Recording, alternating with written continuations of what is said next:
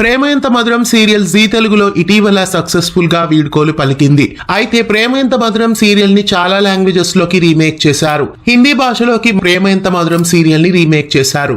తెలుగులో ఈ సీరియల్లో వర్ష హెచ్కే అలాగే కేవి శ్రీరామ్ హీరోయిన్లుగా నటించారు. ప్రస్తుతం హిందీ భాషలో ఈ సీరియల్లో ఆర్యవర్ధన్ క్యారెక్టర్ లో శరత్ కేల్కర్, అనురాధ క్యారెక్టర్ లో నిహారిక నటిస్తున్నారు. సోమవారం నుండి ఆదివారం వరకు ఈ సీరియల్ ని జీ టీవీ ఛానల్లో టెలికాస్ట్ చేస్తున్నారు. 7వ తేదీ జూలై నుండి ఈ సీరియల్ ప్రారంభమైంది.